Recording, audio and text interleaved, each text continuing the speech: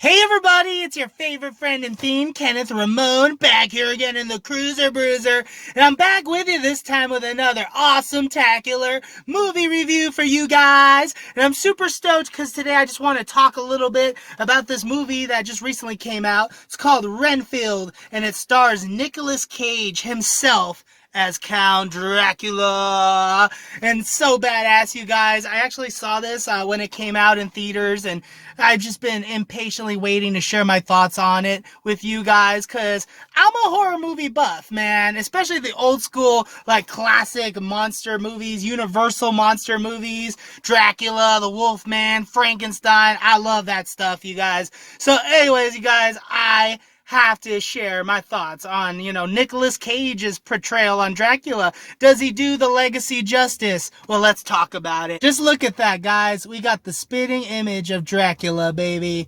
Nicolas Cage and Bela Lugosi, man. Now, how does he compare? That's what I'm wondering. How does he compare? Now, as you may or may not know, Renfield here, who's the main character in this movie, is Dracula's servant, right? And this all starts when Renfield is on a business mission. He goes up to Dracula's castle. He's trying to get Dracula invested in what he has to offer. Even the townspeople warn him not to go up there, but he doesn't care. He's just on this business mission.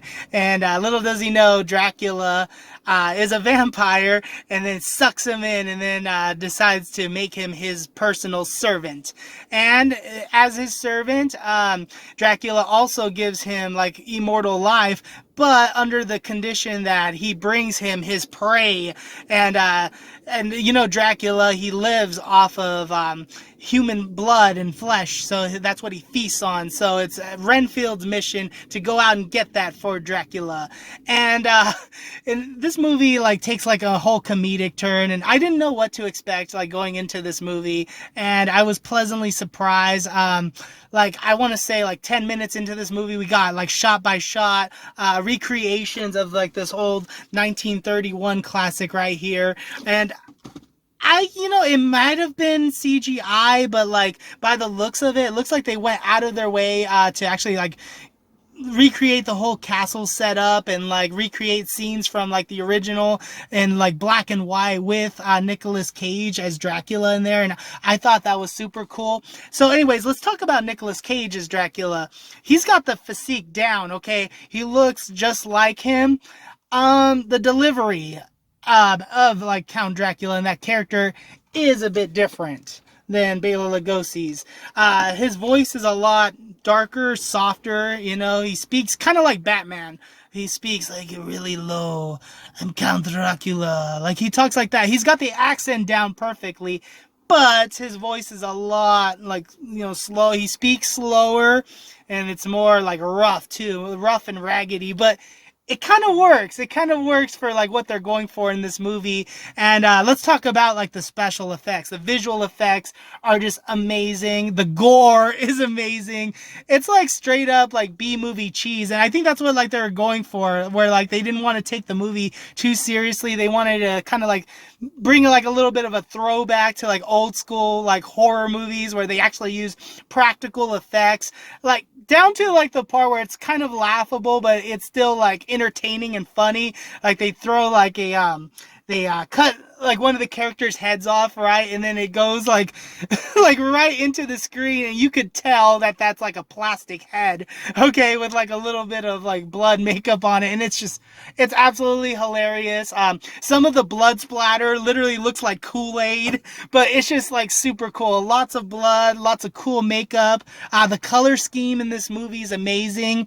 Lots of greenery, when you go to Dracula's castle. I just love that Halloween feel of the green. There's a part in the movie where Dracula's face is all mutilated, and it's up to Renfield to kill people in order to bring him to the castle so Dracula could feast on their bodies, right? So that his face could come back to true form, right? But anyways, with that disfigured body and mutated face, the whole makeup that had to go through that, the prosthetic that Nicolas Cage had to wear in order to make himself look that eerie and creepy. I just totally loved it, man. The blood and the stitches, whatever they did, hats off to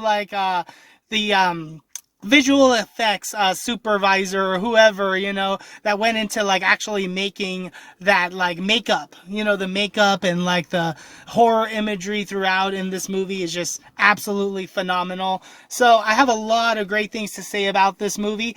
But there are some flaws. There are some flaws that I have to address. The whole movie is centered around Renfield and like his journey of kind of discovering himself as a human being. Okay, like he's lived like, I think in the movie they say like over 80 years of being Dracula's henchman, his servant, bringing these people to Dracula to feast on. That Renfield kind of views Dracula as a narcissist. And he even goes as far as going to like group therapy to kind of like cope with the whole situation.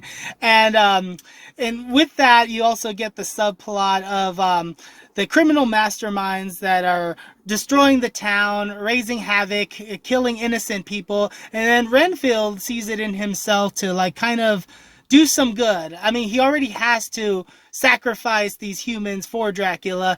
Why not take on the bad guys, and bring the bad guys to Dracula in return?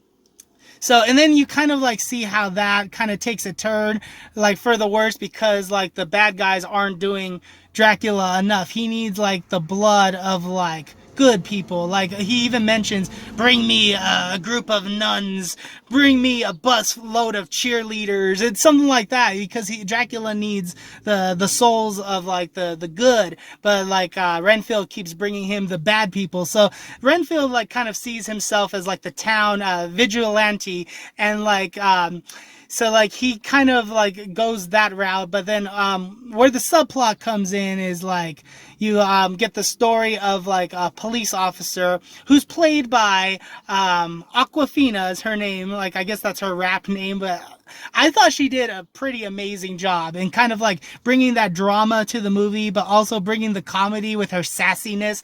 Totally loved it. There's even a character in the group therapy session that, I don't know, the actress reminded me so much of Molly Ringwald, but like, I know she's a little bit younger. I looked it up and it wasn't Molly Ringwald, but I was like, oh, that's cool. Molly's back. But anyways, you guys are kind of getting sidetracked there. But what my only flaw with this movie is, like, with the subplots and other things going on, kind of takes away from the whole Dracula story, and it becomes more of kind of like I don't want to say like a murder mystery type of movie, but like kind of like like one of those action movies that are like about crime and things like that. And if you're not like really invested in movies like that, you might kind of get bored after a while, because most people are going to want to watch this because of the horror and the comedy aspect. And then, there's parts in the movie where it kind of drifts away from that. And, that's why, like, some people, like, may have a problem with this movie, because it's like, okay, well, stick to one thing, quit going to, like, the crime investigation and give me more Dracula, give me more of that horror aspect of this movie. So that's, like, my only, like, little beef with it. But on a personal standpoint, even when it drifts away to another theme in the movie, I was still hooked. Like, I was not bored. The movie is still visually fascinating. Like, I keep mentioning the gore in this movie. The gore does not stop. Even when it becomes like a crime movie, they still give you like the practical effects. And I just like totally love that, man. And I totally miss that. And it's so good to have a movie like this in 2023. And I can't recommend this movie enough, you guys. Hey guys, so before I get to my final thoughts on Renfield, I just want to thank you all so much for watching my video. If you like what you see so far, please hit that like button. If you're new to my channel, please consider subscribing. I'm so close to 1,000 subscribers. I'm really excited, you guys. Thank you so very much for all the continued support. You guys rock. What an amazing throwback, to old school horror. And I mean old school horror, bringing back the Universal monsters. I did not even expect this movie, man. If I had known that this movie was going to come out, this would have been like my most anticipated movie of 2023. So, and it did not disappoint, like, if you ask me, man. I mean, it has its flaws, okay, don't get me wrong. It's not a perfect masterpiece, but man, if you're an old school horror fan, you need to check this movie out. If you're a fan of Nicolas Cage, you need to check this movie out. Guys, Man, for me, like, I want to give this like a solid 10 out of 10. I will give it a 9 out of 10 just because the movie structure is a little bit wonky. But, man, I highly recommend that you guys give this movie a shot, man. Check this movie out. This is a 9 out of 10 crisscross awesome sauce rating from me. Highly recommend you check this bad boy out. Well, anyways, you guys, those are my thoughts on Renfield. Let me know if you guys saw the movie, what you guys thought of it. Love to hear about it. And as always, you guys, thank you so very much for watching my video. Kenneth Ramon, Dracula, signing off.